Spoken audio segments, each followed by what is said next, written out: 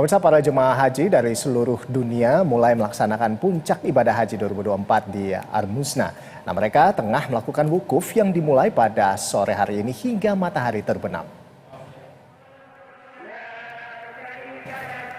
Sejak pagi hingga siang waktu Arab Saudi, jutaan jemaah telah bersiap mengikuti prosesi puncak haji, yakni wukuf di Arafah. Sebelum memulai wukuf, sebagian besar jemaah memilih untuk mendaki Jabal Rahmah untuk memanjatkan doa dan melakukan berbagai amalan lainnya. Waktu wukuf sendiri akan dimulai pada zuhur hingga pukul 7 malam waktu Arab Saudi. Selama wukuf di Arafah, jemaah dapat berdoa, membaca Al-Quran, hingga bermunajat memohon ampunan. Nantinya pasca melaksanakan wukuf, seluruh jemaah bisa atau akan dimobilisasi ke Musdalifah dan Mina.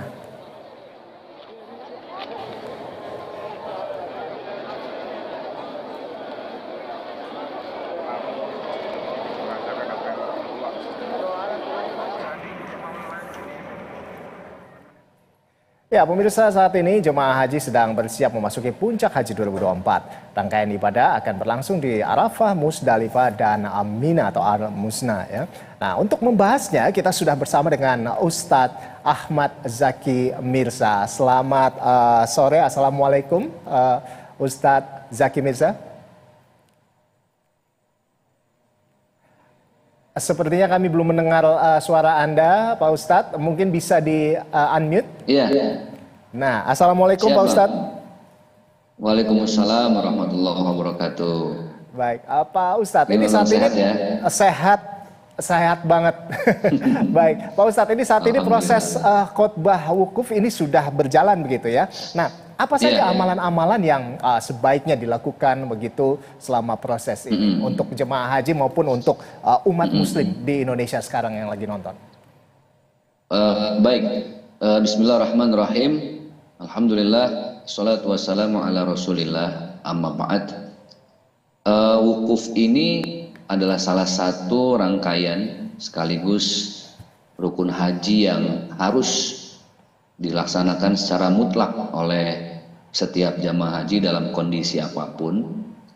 Dan tentunya alhamdulillah wukuf ini dilakukan pada hari Arafah, yaitu 9 Zulhijjah sejak matahari terbit, kemudian pada 10 Zulhijjah.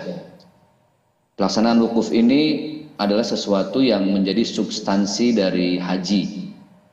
Jadi para jamaah mulai berdiam diri, merenung, lebih menyibukkan introspeksi diri, dan subhanallah, wukuf ini tentunya diambil dari bahasa Arab yang artinya berhenti kan, berdiam diri. Dia satu akar kata dengan wakaf. Wakaf itu diambil juga dari bahasa Arab artinya berhenti. Jadi kalau sudah berbicara wakaf, misal tanah yang diwakafkan, berarti tanah itu sepenuhnya sudah menjadi hak umat. Al-Quran yang diwakafkan itu juga sepenuhnya tidak bisa diganggu-gugat lagi, menjadi milik umat. Wukuf pun sama, dia berhenti sejenak, tidak berbuat apa-apa kecuali merenung.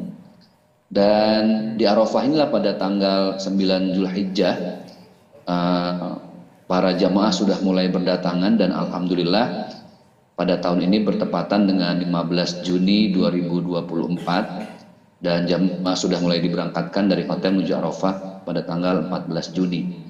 Adapun amalan-amalannya semua kalimat-kalimat thayyibah, kalimat-kalimat kebaikan, dibaca dengan khusyuk, dengan tawadu. Bayangkan ketika seorang jamaah haji berwukuf, berdiam diri di satu tempat yang namanya Arafah. Arafah itu artinya mengetahui, memahami secara mendalam, itu Arafah. Berarti maksud dari wukuf di Arafah itu adalah berdiam diri di satu tempat, melepaskan kenikmatan dunia sesaat, simbol-simbol jabatan dan lain sebagainya. Itu semua ditunjukkan dengan beratribut pakaian ihram yang serba putih-putih. Jadi apapun jabatannya saat ini, entah itu presiden, entah itu tukang sarden, entah dia artis atau masinis, entah dia direktur atau kondektur, semuanya dengan pakaian yang sama, pakaian ihram serba putih-putih. Ini menunjukkan bahwa ada konstelasi yang kuat antara terminologi wukuf, Arafah, dan ihram. Ini tiga hal yang tidak bisa dilepaskan. Wukuf berdiam diri karena Rasulullah mengajarkan kepada kita sebaik-baiknya cara untuk mendekat dan akrab kepada Allah itu ya dengan berdiam diri, dengan merenung masuk ke dalam diri sendiri. Wa qala Nabi sallallahu alaihi wasallam, man arafa nafsahu faqad arafa rabbahu. Baik. Ada kalimat man arafa. Ini satu akar kata dengan arafah, ya. Man arafa nafsahu, barang siapa yang mengetahui dirinya, mendalami dan menyelami dirinya, faqad arafa rabbahu. Maka secara tidak langsung dia juga sedang mendalami siapa Tuhannya, siapa penciptanya. Yang digunakan itu bajunya baju ihram. Ihram itu artinya ada kaitan dengan pengharaman. Orang kalau sudah berihram, berbaju putih-putih, dua helai, banyak hal-hal yang diharamkan. Tidak boleh membunuh binatang sembarangan, tidak boleh merusak tumbuh-tumbuhan, tidak boleh berhubungan suami istri, bahkan tidak boleh menggunakan pakaian dalam bagi yang laki-laki. Banyak hal-hal yang diharamkan ketika sudah berihram. Artinya, ketika kita berdiam diri saat itu dengan baju yang putih, tanggalkan semua dunia, tanggalkan semua jabatan, lupakan sesaat apapun urusan yang bersifat duniawi, sehingga kita arafah, mengetahui bahwa siapa diri kita sebenar-benarnya sebagai hamba Allah ini. Mungkin sebelum kita berhaji ada nilai kesombongan dalam hidup, itu manusiawi dan fitrah ya. Ada keangkuhan, ego, amarah, iri dengki, dendam kesumat. Itu semua dilepaskan ketika orang sudah mulai berdiam diri, berwukuf dengan baju ihram, dengan mengharamkan nilai-nilai yang bersifat dunia, sehingga dia mengetahui siapa dirinya, sehingga juga dia jadi faham siapa penciptanya. Jadi seperti itu Bang. Adapun amalannya adalah amalan-amalan semua kalimat-kalimat thayyibah, kalimat-kalimat yang penuh dengan kebaikan. Baik, baik. Jadi artinya esensinya di sini wukuf artinya merenung begitu ya. Di sana berdiam diri, betul, merenung, mengenal siapa diri dan di hadapan Sang Pencipta begitu. Nah, betul, ini kan itu bagi yang memang umat yang sudah berkesempatan untuk pergi ke sana begitu ya. Nah, bagaimana ini dengan apa yang dapat umat muslim di Indonesia lakukan untuk ikut merayakan puncak haji ini yang belum sempat untuk melaksanakan ibadah haji? Seperti apa, Pak Ustadz? Iya, yang pertama sekarang banyak sebagian saudara kita yang melaksanakan puasa Arafah ya. Ini bagian dari usaha untuk menggapai pahala yang sama. Sebenarnya nikmatnya jadi orang Islam itu Masya Allah. Dalam keadaan tidak berhaji pun, jangankan di saat ini ya, saat saudara kita banyak yang sedang berwukuf di Arafah. Bahkan dalam setiap malam ada satu hadis dari baginda Rasulullah SAW. Beliau menyuruh istri tercinta Siti Aisyah, wahai Aisyah, jangan engkau tidur sebelum berumroh dan berhaji. Masya Allah. Sampai Siti Aisyah bingung loh. Gimana caranya saya tidur harus berumroh dan berhaji. Aisyah bertanya, apa maknanya wahai suamiku tercinta ya Khalilullah, wahai kasih Allah? Apa kata Rasulullah? Maka awali tidurmu dengan kalimat Subhanallah walhamdulillah wa la ilaha illallah wallahu akbar. Allahu Akbar walillahilham, maka engkau tidur sama dengan orang yang mendapatkan pahala haji. Jadi amalan harian saja ada tuh Bang. Iya. Apalagi dengan puasa Arafah sekarang gitu. Baik. Nah, ini kembali lagi ke sana begitu ya Pak Ustadz. Nah, jika dalam praktik rangkaian selama di Arafah, di Musdalifah dan di Mina ini ada bagian yang memang keskip gitu, terlewat begitu ya Pak ya. Jadi karena faktor mungkin kelelahan. Nah, ini bagaimana hukumnya? Iya. Artinya yang harus kita lihat bahwa bagaimanapun keadaan jamaah, karena wukuf ini menjadi syarat mutlak. Bahkan yang sakit saja pun tetap harus dibopong ya, menggunakan ambulan. Karena wakaf ini wukuf ini adalah yang betul-betul dilakukan al-hajju Arafah. Tidak ada haji kalau tidak ada wukuf di Arafah. Nah, adapun hal-hal yang ke skip di luar masalah wukuf itu nanti ada kompensasi, ada konsekuensi, ada aturan, dan tentunya banyak perbedaannya. Seperti nanti di Mina, bagaimana para jamaah ini bermalam, ada yang mengambil nafar awal, ada yang mengambil nafar sani, ini perbedaan-perbedaan. Jadi dalam hal ini sebenarnya yang menjadi masalah bagaimana nanti ketika pulang haji justru menjadi pribadi yang mabrur, kan gitu ya. Adapun segala bentuk teknis tentu sudah ada pembimbing, ada yang memandu dan lain sebagainya. Artinya dalam melaksanakan wukuf, bahkan seseorang ini betul-betul harus dalam keadaan yang suci, dalam keadaan yang bersih.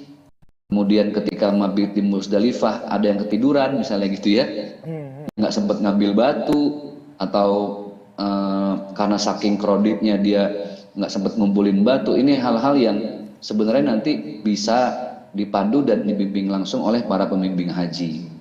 Nah, di waktu yang singkat ini yang perlu kita garis bawahi, yang perlu diberi notis bahwa menjadi pribadi yang mabrur itu adalah PR besar setelah kita selesai melaksanakan ibadah haji, apalagi setelah wukuf. Nah, jangan sampai setelah wukuf nanti sikut kanan, sikut kiri, apalagi dalam urusan nanti ketika tawaf ifadah banyak yang berebut mencium hajar aswad tapi sampai menyakiti fisik orang lain gitu. Pak Ustadz, ini kan rangkaian di Arafah begitu sampai jam 7 malam ya. Nah, itu setelah itu ada apa rangkaian ibadah selanjutnya? Baik, jadi sebenarnya untuk ketentuan wukuf di Arafah, ini saya selalu bicara wakaf karena lagi program wakaf di sini, jadi agak-agak nyambung. Baik. Jadi kegiatan jamaah itu setelah wukuf di Arafah, mereka lanjut dengan mabit di Musdalifah. Mereka bermalam, kemudian mereka mengambil batu untuk nanti lanjut lagi mabit di Mina melaksanakan jumroh ula, jumroh wusta, dan jumroh aqobah. Itulah rangkaian-rangkaian yang pada awalnya sebenarnya, apalagi sekarang ada smart card ya, jadi para jamaah nggak bisa masuk sembarangan. Cuman saya dapat info bahwa tadi malam pertahanan polisi Saudi juga jebol nih. Dengan ribuan jamaah yang begitu membludak gitu ya. Jadi jamaah bahkan yang dengan baru kali ya Ustadz ya. Jadi pertahanan kurang kuat begitu. Mungkin karena regulasinya baru diterapkan tahun ini ya. Iya, betul. Nah, jadi itulah rangkaian-rangkaian yang awalnya dari tanggal 8 Zulhijjah hari Jumat kemarin 14 Juni seluruh jamaah sudah diberangkatkan ke Arafah, kemudian pada tanggal 9 hari Sabtu keberangkatan safari wukuf jamaah haji yang sakit. Jadi ada waktu khusus tuh kemarin ya.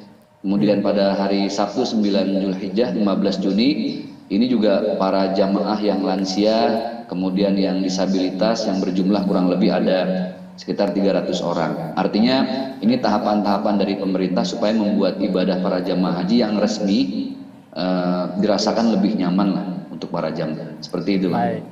Baik, Pak Ustadz, ini tadi sudah sempat disinggung sedikit sama Pak Ustadz tadi. Jadi sebetulnya ini bagaimana nih agar jemaah yang pulang begitu ya dari tanah suci bisa kemudian konsisten dalam beribadah ketika sudah kembali ke tanah air atau beraktivitas di tanah air. Seperti apa? Silakan, Pak Ustadz.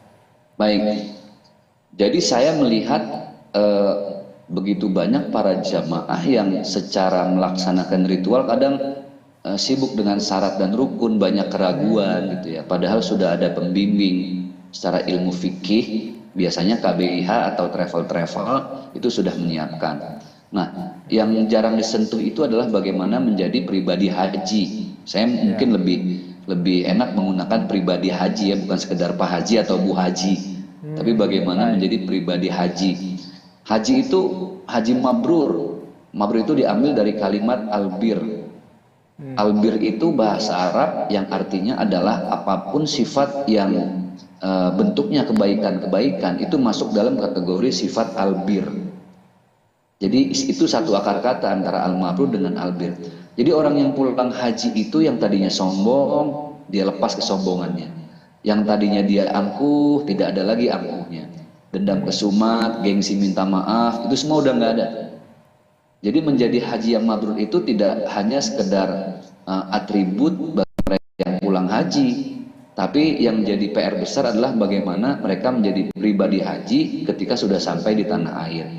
Barometernya apa? Barometernya adalah yang mereka menjadi pribadi yang lebih baik. Bagaimana tawaf 7 kali di Ka'bah itu mengajar kita bahwa kita hidup nggak cuma di dunia, ada 7 alam yang harus kita lalui, kan kayak gitu. Nah, ya banyak, artinya kajian pribadi haji yang mabrur ini tidak hanya sebatas dalam rangka ritual hajinya, tapi bagaimana setelah pulang haji dia menjadi pribadi yang betul-betul lebih baik, lebih mulia, lebih taat, dan lebih memberikan kasih sayang kepada siapapun. Baik. Pak Ustadz, kita tentunya berharap semua jemaah ini bisa pulang, bisa menjadi pribadi haji begitu ya, haji mabrur. Dan terima kasih atas waktu dan informasinya Pak Ustadz Ahmad Az-Zaki Mirza. Semoga jemaah haji tahun 2024 ini menjadi haji yang ya itu tadi mabrur dan kembali ke keluarga dalam keadaan yang sehat walafiat. Assalamualaikum warahmatullahi wabarakatuh.